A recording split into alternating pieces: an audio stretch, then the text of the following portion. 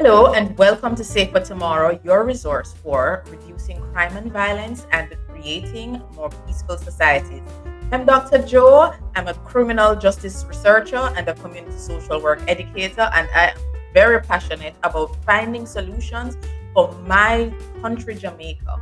Today, we have Professor David Pyrooz.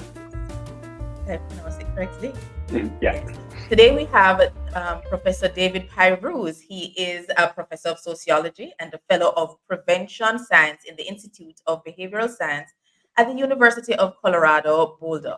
He received his PhD in criminology and criminal justice from Arizona State University in 2012.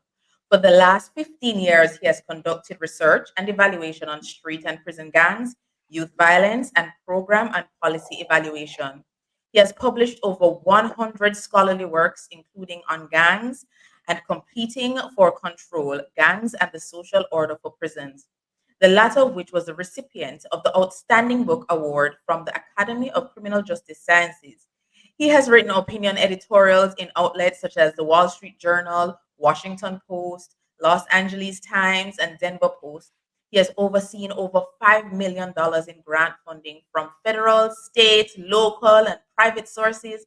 His recent work has focused on advancing the science of gang intervention, focusing on the Denver area. He was the principal investigator of the U.S. Department of Justice funding impact and process evaluation of the Gang Reduction Initiative of Denver's multidisciplinary team and street outreach worker intervention. Currently, he's working on evaluating functional family therapy gangs, a family based intervention for juveniles on pretrial and probation supervision. All right. Thank you so much, Professor Pyrooz. It is such a privilege to have you here today on Safer Tomorrow. How are It's you a doing? privilege. I'm great. It's a privilege to be here joining you. Yes, yes. I mean, I'm familiar with your work through my dissertation, and just the whole aspect and the area of gang resistance is so important, particularly for my nation. We have a number of criminal gangs here, organized crime, community violence. We have the range, and one of the important aspects of dealing and reducing crime and violence is understanding more about how do people leave gangs? I mean, I suspect Hmm. it must be a very risky experience. And so I really wanted to just invite you on to share your knowledge, your experience, the work that you have done with my listeners and viewers. All right. So, but before Yeah. we start and really get into the meat of the matter, I want to know, how do you get into this area of work? hmm Yeah, that's a good question. I mean, for me, I guess it would be safe to say part biographical, part just intellectual curiosities. And on the biographical part, I mean, I grew up in California, in an interesting area of sort of small rural towns, which just had rampant gang activity, and then had other family members who were in the San Francisco Bay Area that had very similar problems with the gang activity. But socio-demographically and culturally, these places were worlds apart, even though they were just a short drive, short-ish drive, about 2 hours apart for a drive. So that was on the one hand, seeing it as a child growing up, um, and on the scholarly side, there was also just these fascinating things that were taking place, seeing the emergence of this literature really in the 1990s. All these really interesting books like Scott Decker's Life in the Gang, and then Terrence Thornberry wrote this book called Gangs and Delinquency and Developmental Perspective. And that was combined with reading a lot of these autobiographies like Monster Cody, and you saw these movies that were coming out. So there was like this like perfect storm of interest. And it was a way to combine those interests to learn about, for one, do people stay in gangs for the rest of their lives? Do they get out? And if so, what does that look like? I wanted to understand more about the process, the impact, and then to look at like the generalities. How consistent is this from the Jamaicas to the United States to the UKs of the world? And how different is it across these places? Is it similar among all types of groups? Is it different in prisons? and those types of things. But I think one of the things that really resonated for me was, my dad lived in San Jose, and around the corner from his house, I remember this billboard, and it was basically a picture of a cemetery. It was basically a black and white image, this eerie picture of this cemetery, and it says gangs have a special place for your kids. And like the message was very clear on that billboard. The outcome is death in this instance. And popularly, it's well known that, or at least it was thought that, the two outcomes of being involved in a gang was either death or prison. And so those things really resonated with me in my pathway, from adolescence to my college years, and ultimately to graduate school at Arizona State University. Wow. I mean, it's so interesting how our history really informs, just the course and direction of our lives. And I think that's also important as we speak about the criminal career and persons on that pathway of desistance. So, can you tell us a little bit about the gangs you've studied, the context, the situations, the countries? Sure. hmm I mean, most of my work is almost all of it's in the United States. When I have collaborated with people outside of the United States, it's somebody else has done the data collection. Like the original data collection that I do when I go out, or people with whom I work go out, like the original work when we're interviewing people and surveying people, that's done almost exclusively in the United States. But I do a fair amount of work in prisons, did a lot in like county jails, juvenile detention facilities, youth on probation, under supervision, adults on parole, and then some work with street outreach workers who have caseloads, and with different interventions that are taking place. So, your questions about, the gangs themselves, and I think Texas is probably the best example where my colleagues and we led a major study of prison gangs in Texas. And what we did was we interviewed 802 prisoners, and we tracked them in their transition or their reentry back to the community. And half of these guys were identified as being gang affiliated. So a lot of my work, I try to look at general patterns of behavior and then look at the deviations from those patterns. What is it about a group that makes them different from your typical group out there? Whether it's their organization, whether it's their demographics, whether there's some sort of cultural differences.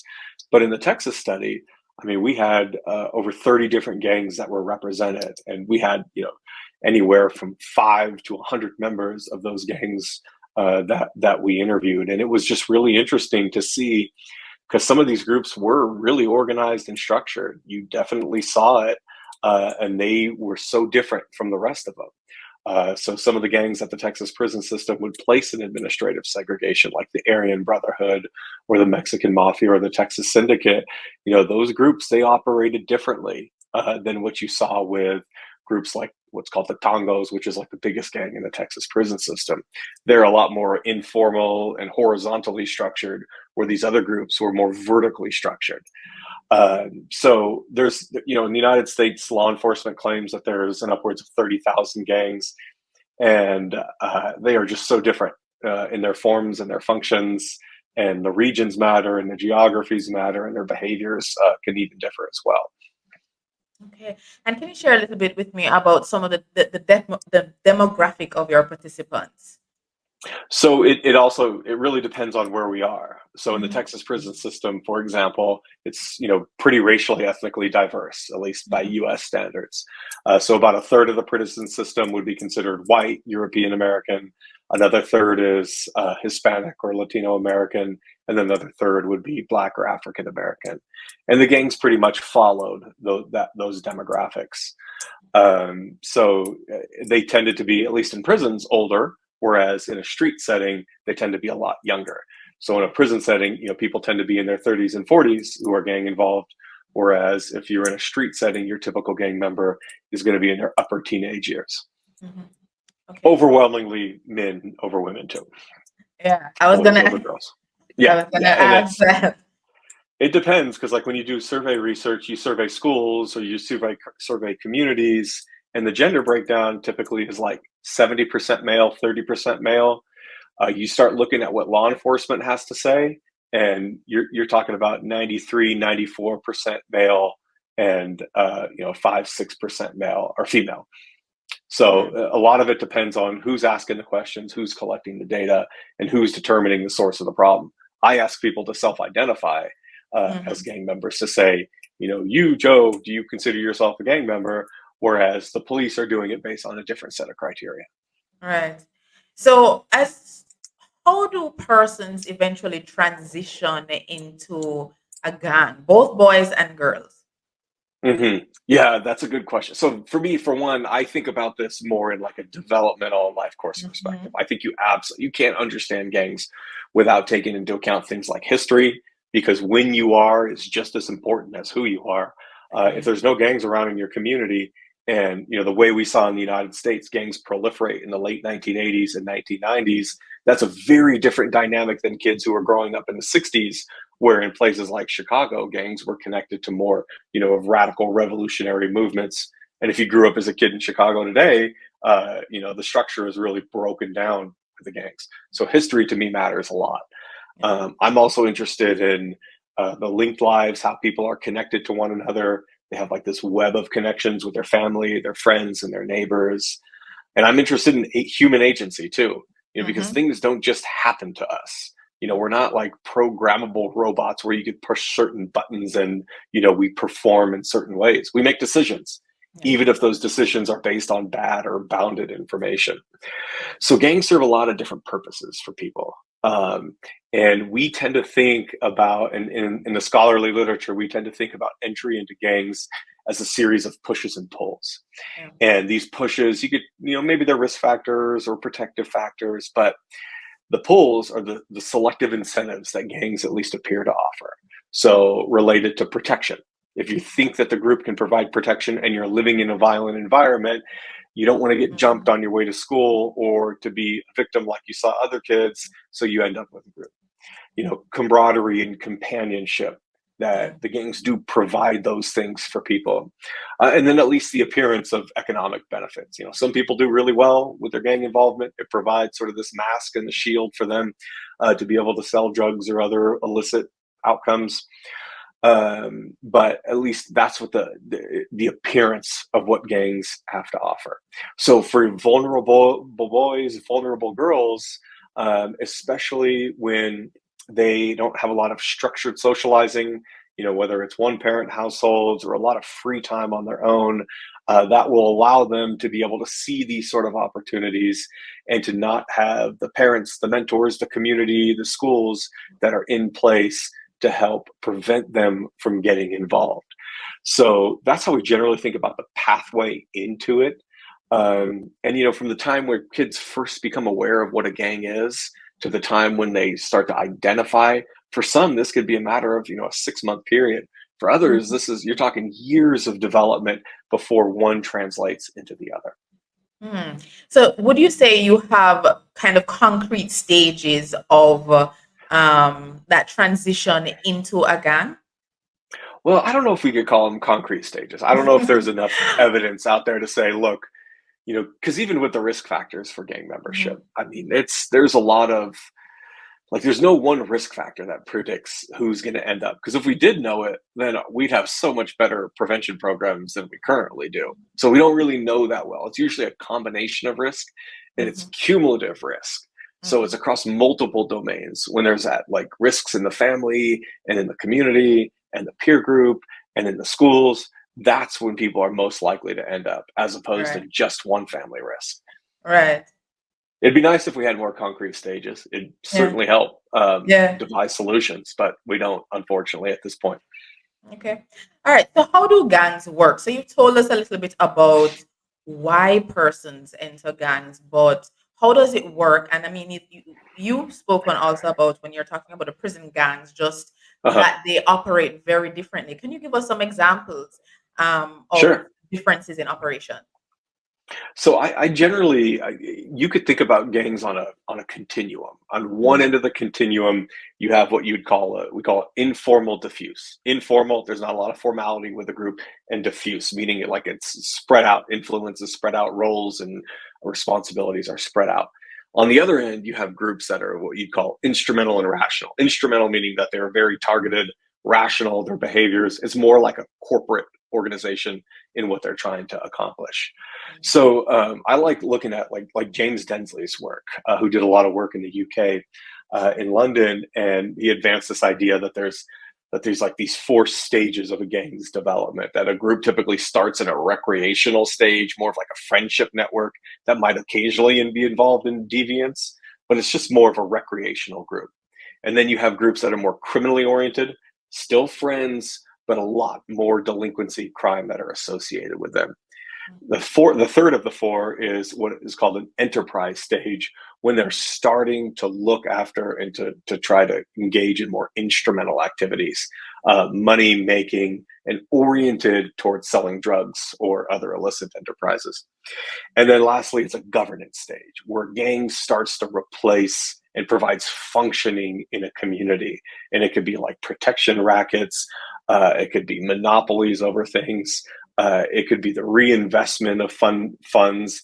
It's governance. They're replacing what's simply not existing or is poorly functioning in communities.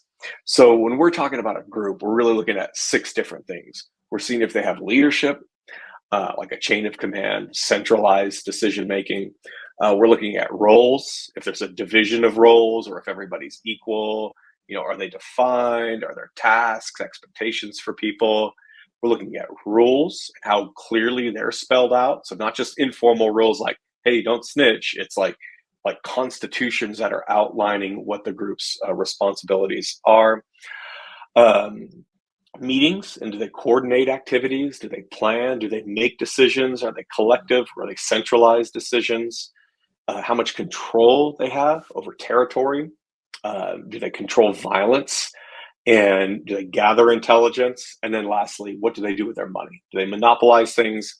Do they reinvest? Do they diffuse? Like, those are the things that we're really interested. And if the answers to a lot of like the leadership roles, rules, meetings, control, and money questions are yes, these are groups that are more in the governance stage. They are to the far end of the continuum, to the point where we're almost not even thinking about them as gangs anymore. We're thinking about them as organized crime groups. Yeah. So within, I mean, so on that continuum, in Mhm. your work, have you seen persons desist from crime, live a life of crime along the entire continuum? Have you seen more persons leaving in, for example, lower level crimes versus more organized crimes? Mhm. How do you compare the different groups? Well, people leave every single type of group, to be clear. Um, it can get a little bit more complicated as you start moving along that continuum on the steps that are needed to take to leave. So it's one thing to be more of a recreational group of teenagers who sort of try on identities and then move along to other things. Something a little bit different to be part of an organized crime group that can exercise control and control rackets and violence and so on. So leaving a gang can be really tough, and but it's for reasons that I don't know if people generally think about it like this, because really you're asking people to leave your friends, your family, your neighborhood behind, and that's hard for anybody to do. Mhm. um, I mean, it's like ending a romantic relationship or leaving a job that like brought a lot of meaning to your life, and that's asking for a lot. And it's asking even more if there's nothing to replace it with. Like, there's nothing awaiting you. There's no other job. There's other romantic prospects. It's a scary place when a marriage ends or when a job ends and there's nothing there. So I think that's important to make very clear that when you want people to leave, when you're telling them to leave or even asking them to leave, the question is naturally, leaving to what? Yeah. So there's that part of it. Um, Now, when we talked about the organized crime group versus the recreational group, those are two different things. If you're at a job for a couple of weeks, you only been dating somebody for a couple of months, it's easier to leave them behind, that job behind, than if you've been with it for a decade, or if you're married and you have kids and a house and cars, whatever it is.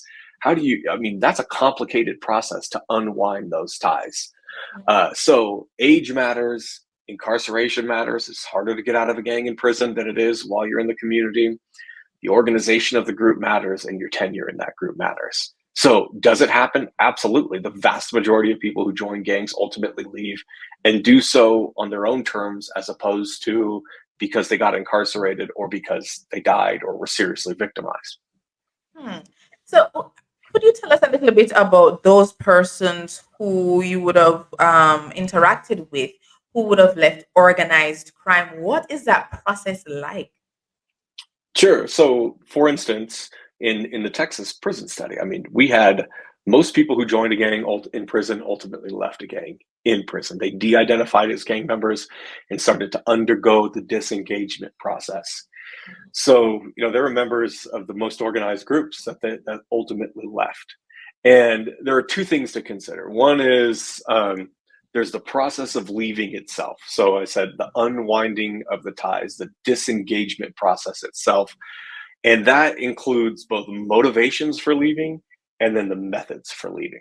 Mhm. And if there's one most important point to impress upon your guests or your audience of this, it's leaving is a process. It's not an event. It's not something you could snap your fingers and somebody's automatically out. There's a whole host of social and emotional changes that need to take place in order to support this process. So I think about it in relation to what we call in sociology role exit theory, that this process unfolds in four stages. So you sort of asked about, like, is there a stage of entrance? And we don't really think about it like that, at least in the literature, but we do think that there is a bit of more of a stage-based process for getting out, especially people who had been in for a long period of time, who undergo, at least at first, what we call first doubts. And that's when you start to like some initial questioning of your current role. When you say, hey, this doesn't make sense. Or when you notice, your house gets shot up and your car gets stolen, or somebody, writes graffiti all over your garage door. When you say, I'm getting a little tired of this, and you start to question your current arrangement. And then that translates or transitions into what we call anticipatory socialization, where you start to think of what would life be like if I didn't have this role anymore. And eventually there's a turning point, something where your discontent with a group crystallizes and you say, that's it. This is the straw that broke the camel's back and I'm done. And I'm going to start undertaking the process to leave. And then finally, when somebody does leave, there's the post-exit validation. When somebody finally says, I'm done, others recognize I'm done, and I'm ready to move on. Yeah. So is this process different at all, or what are the differences between, for example, somebody who is involved in organized crime versus somebody who may not be in like a recreational gang, but still a criminal gang, but just not as organized? Sure. So, and I keep going back to the prison example, but it gives me the best examples that I could think of, where what we saw was with the groups that were more informal, diffuse, someone could get jumped out and they're done. That's it. And you're willing to move on. There's sort of a reluctance to it, like, hey, we thought you were cool, you were with us, and now you want to move on from us. With a more organized group, so it could be more complicated. So, in some instances, or in many instances, what we saw was a lot of these guys still had a target on their back, because, as written in some of their constitutions, it says once you join, you can never leave, or blood in, blood out. And while that is true in some instances, most people were able to leave. And so what they had to do was a couple of things. One was to express their intentions to leave. So in some instances, they had to get formal approval. And formal approval was more likely to occur when they had done so much work for the group that their efforts were respected. It's like a senior member of your organization retiring, and they say, okay, it's time for you to move on. You've done enough for us. And so you get sort of the blessings to be able to get out. Others, though, I'm not like asking you. I'm telling you I'm leaving, and you guys do whatever you need to do because I'm ready to go. I want to go focus on my kids. I want to focus on my religion. I want to focus on whatever it is that's outside of the group. And that can be a little bit more contentious. The most contentious way, though, is when it's tied to informing on the group. In prisons in the United States, we call it, like, there's a debriefing that's done where you actually share information about the gang, or you go through some formal renouncement process to get reclassified as a non-gang or a former gang member. And that can be looked at pretty unfavorably But that runs the gamut. There's also people in prisons and even in the street who say, "I just walk away. There's nothing I had to do." To others who had to take more active exits, including getting jumped out or having to move to different communities. Mm. And are the triggers different among the groups? Let's just say the three main categories would be like a recreational gang, a criminal gang, Mm-hmm. and a more organized gang. Like, Sure. just for the sake of the Um, conversation. like the turning points, they're Yeah. all pretty similar, though. I mean, just like I talked about pushes and pulls for joining, there's also pushes and pulls for leaving. And so, Mhm. except the pulls are different, the pushes are different. The pushes are coming from the group, the pulls are coming now from outside of the group. So, the primary reason why people leave gangs is disillusionment. They feel like they've been sold a bill of goods, like that promise of protection or camaraderie, or economic gains. What you finally realize is you're not going to get those things. Some do, but it's a very select few who do, and it's not really a merit-based process that produces it. And so people finally realize I've been sold a bill of goods, and now I'm looking to pursue other opportunities outside of the group in a way that I don't have to constantly look over my back or be threatened by victimization. Those are the pulls. I mean, the pushes. The pulls matter too. So, like life course events, uh, the girlfriend, the baby, the job, the mentors, all of those things that are orbiting outside of the gang that matter to people also matter a great deal for getting them motivated to get out. And And I'm, that's pretty universal across the different groups. yeah, and I'm sure, as you said, that this corresponds with perhaps their stage of development as well. Like life course development or development Yeah, of how long they've yeah, been in the life group. course development. Yeah, because I mean, teenagers aren't thinking about. I mean, they might be thinking about a girlfriend, but they're not really thinking about babies or jobs or anything like that. Usually, where the more concerted interest and efforts are made, you'll notice it among young adult men, especially those who are getting up in their 20s or in their 30s, and they're starting to say, look back at their life. They see, like, here's my past self. What is my future self going to be? What's my possible self? And what is, perhaps most importantly, the feared self? What don't I want to become in the future? And that's where you start seeing them piecing together biographically, what they were and what they want to be. And this is so important, and I love the life course view because it humanizes persons Hmm. involved in gangs. It reminds us that okay, they're not different species, but they're actually experiencing the same human development processes as the rest of us who are not in gangs. And therefore it can follow.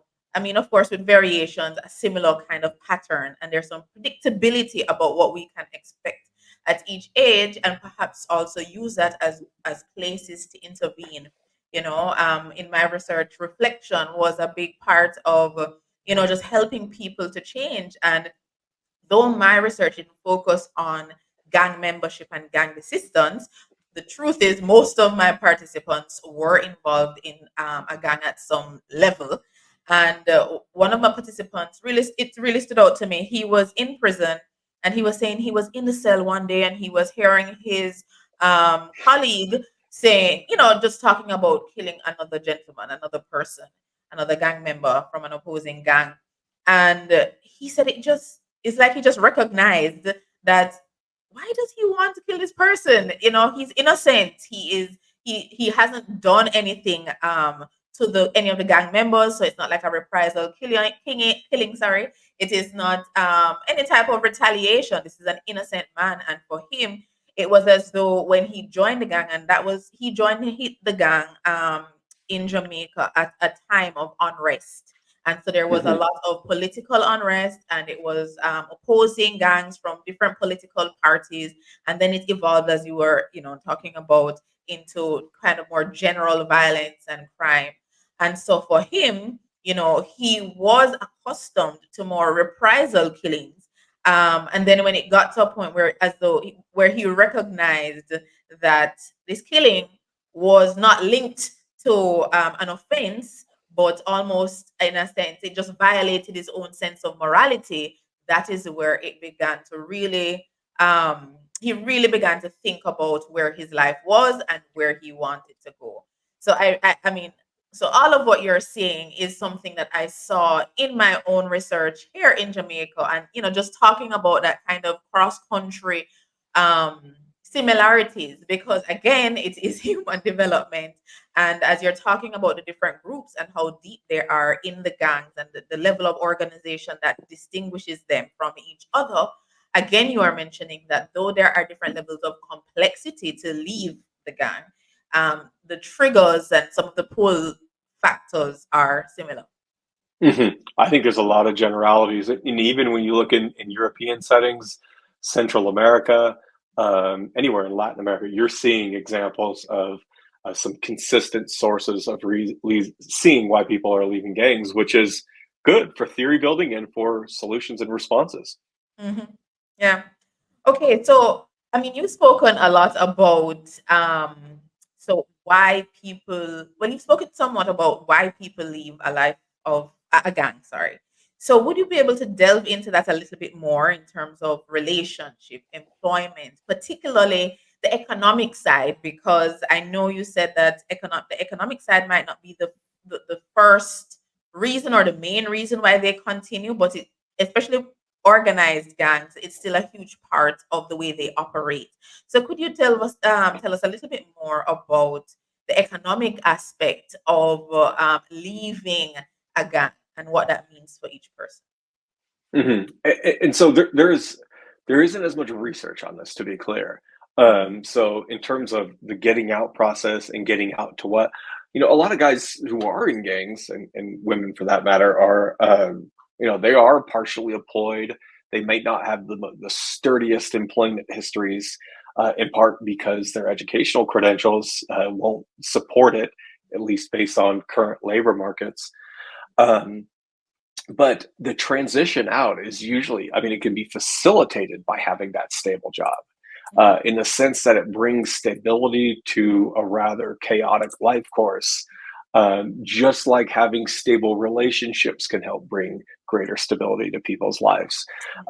So those things matter a great deal. Like when you think about like what helps people leave a gang and how to facilitate that process, when I mentioned the pull factors earlier, you're talking about the romantic partners, you're talking about mentors, religious leaders, jobs. Like those are those core. These are our core socializing institutions.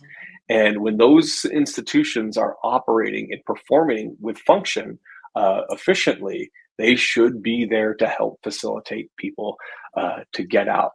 Now, one of the things that's tricky here, though, is even if someone's made, like, someone has to be willing, they want to do it. You can't just offer somebody a job and just say, hey, here's a job, get out of your gang. It doesn't work like that. All the mentors and jobs and religion in the world won't make a difference in the absence of a motivation for change. It has to be there. Like some semblance of it has to be there. Because if you said, you're making this much money and I was to match in the gang selling drugs and I was to match you dollar for dollar, it's not going to replace it unless somebody is motivated to change, in part because the culture between those two settings is so much different. The expectations, the discipline, having to wear uniforms, working at certain hours, reporting to certain people, those things are just so different from one another. Again, the motivation has to be there, and that's what's going to underlie the disengagement process. Yeah. Yeah. And I mean it's so important to really bear that in mind. And that's why, so in terms of facilitating desistance, in terms of Mhm. facilitating gang desistance, what are some of the methods that are used externally? Because I mean, when you're mentioning the pull factors, you're mentioning a lot of people, Mhm. opportunities or relationships that involve people. And for this podcast in particular, say for tomorrow, one of the emphases and really what I would like to convey is just how important the wider society is in this process. I mean, so often the process is seen as the state's responsibility or just the individual's responsibility and their family. However, that's not enough, but how Mhm. are other persons able to support?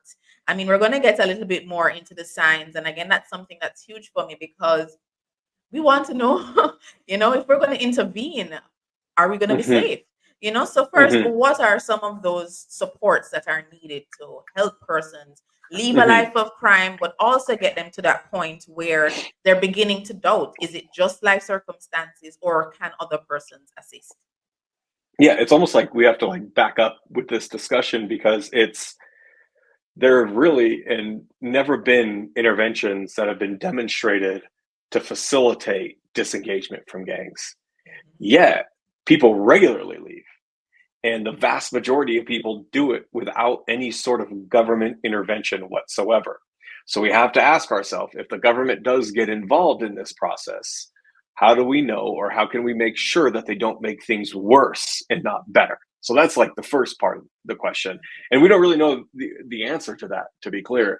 There's several instances of research showing that government interventions have backfired in the United States and made things worse, worse in violence as opposed to lower it. So that's part of the discussion to consider. Yeah. And then whether it's the non-government groups that should be the ones who are responsible for these interventions. And these are community-based organizations as opposed to social service, education, criminal justice organizations who are, government actors as opposed to non-government groups. So those are some considerations as well. I mean, really, it's the informal actors, the people who are in people's lives who are going to matter the most.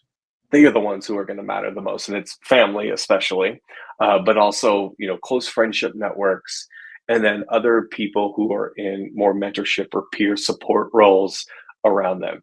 Because again, you're asking somebody to leave, and the question is to what? So if there is a what there and that what matters, it's much easier to get somebody to facilitate the exit from the group than if those things didn't exist around them. Yeah, and the examples that you give really speak to places of where persons can find a sense of belonging, a new identity. Some places where they can feel as though they are accepted.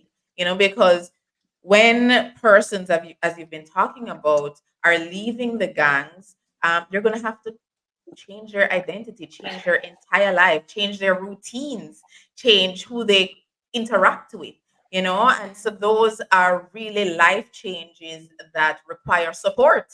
And Hmm. persons, I mean, again, when we have life changes, when I say we, I mean wider society who may not be involved in gangs, we also need support. And so it's just so important to remember that, again, we are the same.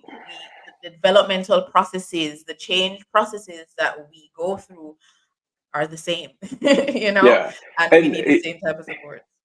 it also begs the question of should we be targeting gang identity? Is that what we should be targeting? Should we be solely focusing on violent behavior? Should we be looking at more of just their embeddedness in the group?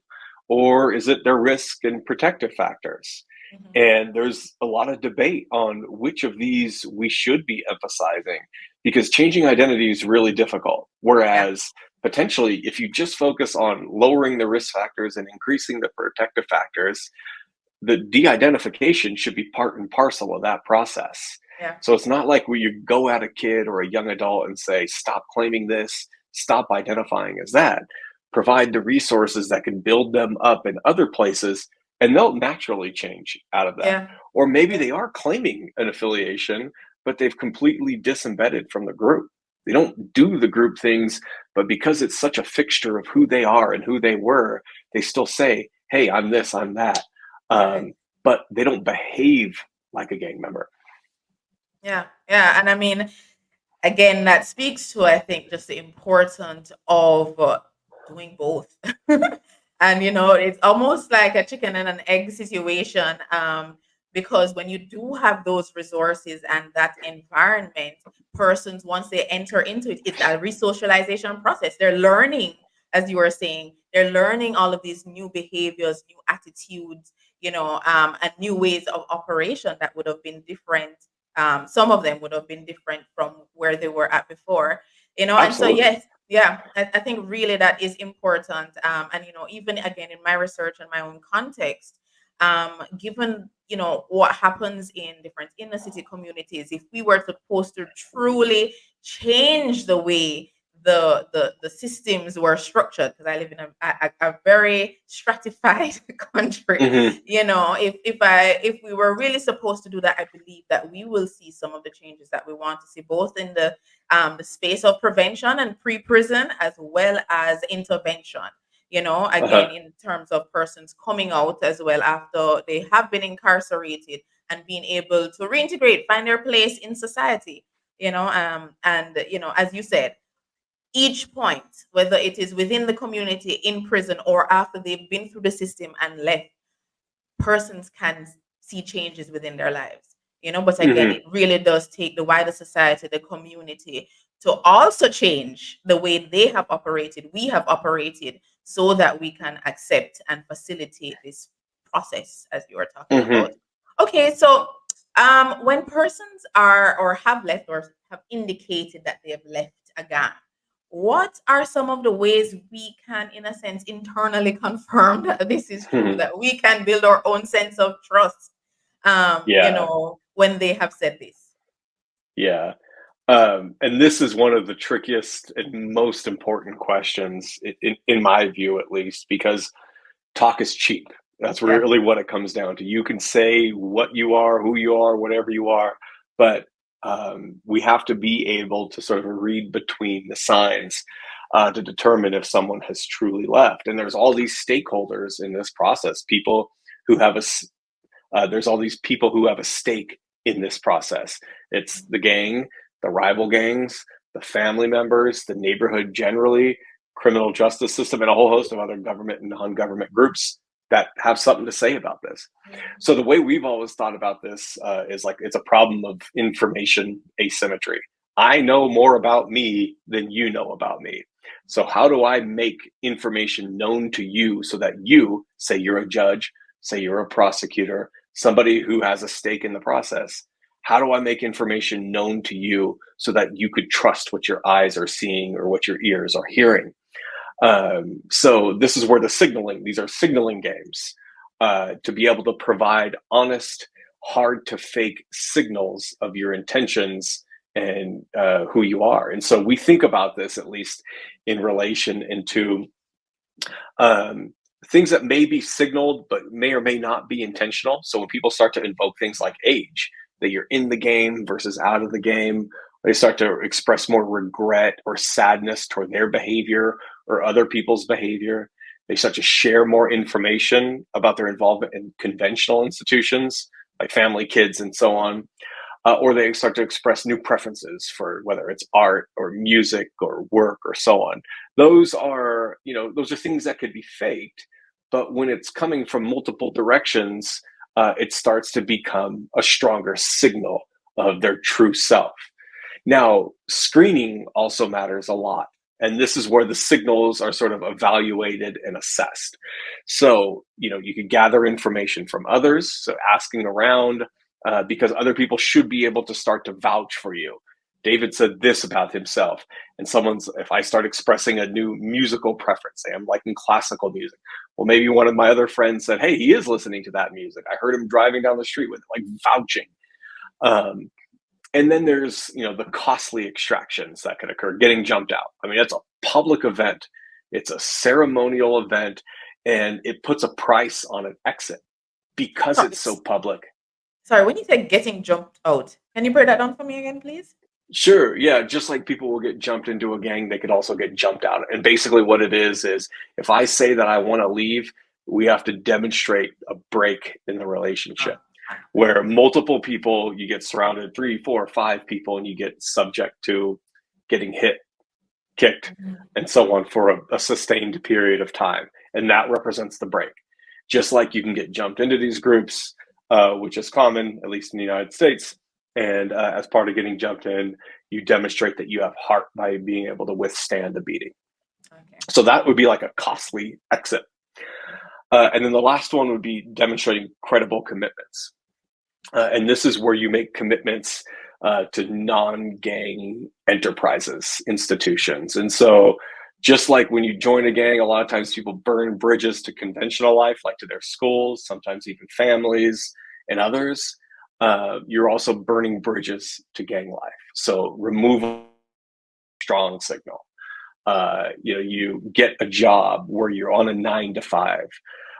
You in religion, you make religious commitments where you're regularly praying, going to church, strong commitments, uh, performing as like a wounded healer, going to like Alcoholics Anonymous, Narcotics Anonymous meetings where you go up and you speak at the podium and you convey your past self to a large audience. Again, all of those things, when it's the signaling, the screening, and the credible commitments, when they're pointing in the same directions, that's usually something that you could trust. There can be a lot of misinformation in there, but again, you're looking for consistency across multiple dimensions. And that's an indication when we know we can trust what our eyes are seeing and what our ears are hearing. Yeah. Okay, thank you. So as we close, I guess my question would be, how do friends, family members, community members, how can they support, gang assistance? How can they support persons leaving this life of crime Mm-hmm. or gang? I mean, Really? yeah, it's really especially the informal networks, it's resources and opportunities, Mhm, and occupying time. It's mhm, spending time with people, because all that time in a family environment, in a community environment, is time that's not going to be spent in a street environment. I know those things aren't mutually exclusive, but when you do that with occupying time and structured routines in combination with resources and social supports, and then you have opportunities for advancement, when all those things are surrounding someone, that is when they're most likely to be supported to the point where they don't have to worry about all those distractions, when they're sort of steered and have a clear pathway towards success in the future. yeah. And I'm not sure if I asked this question before, but what have you found about those who tend to remain that you did not see leave? What was the comparison? Hmm. Oh, for people who stay, I mean, Yes. there's two aspects of it. So it's not uncommon to go out and you interview this 60-year-old guy who still claims to be an active member. But what you start to find out is they're not really embedded in the group anymore. They're not Mhm. really doing group things. It's really just more of a fixture of their identity.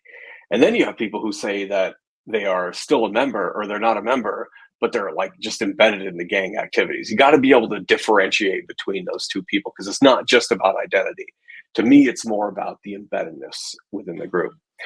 Mhm. Now, just about everybody who joins will ultimately leave. But the people who do end up staying for the long run, a lot of times it's just a fixture of the embeddedness. Like they get stuck and so wrapped into the activities, so immersed in believing in the group's orientations and norms and so on, that they stay for the long run.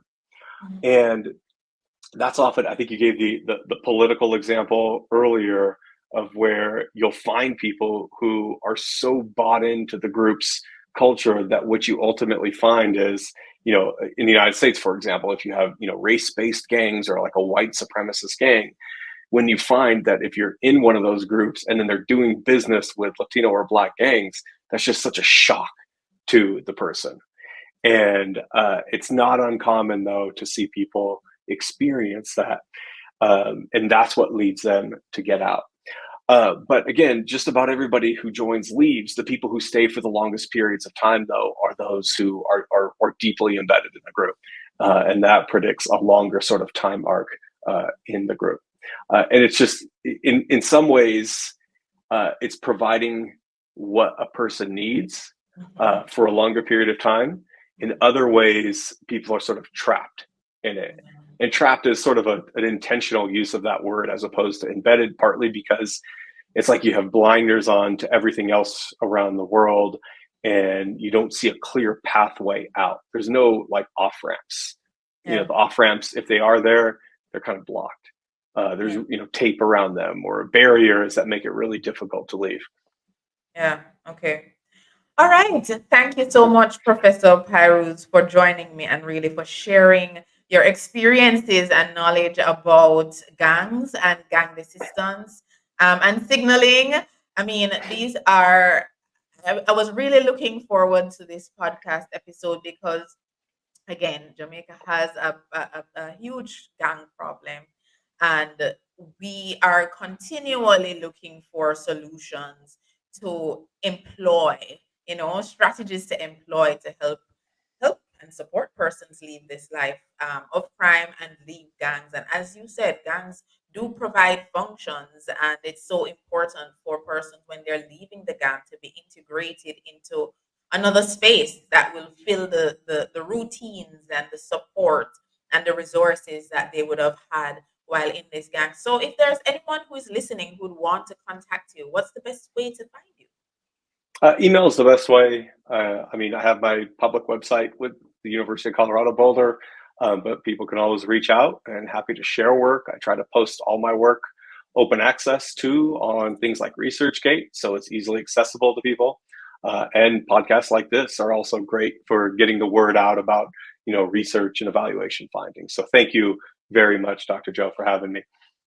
All right. Thank you, Professor. And thank you so much, viewers and listeners, for joining me today on this episode of Gang Assistance. I truly know that you would have found, quite a few, just really aspects of how to support persons leaving gangs.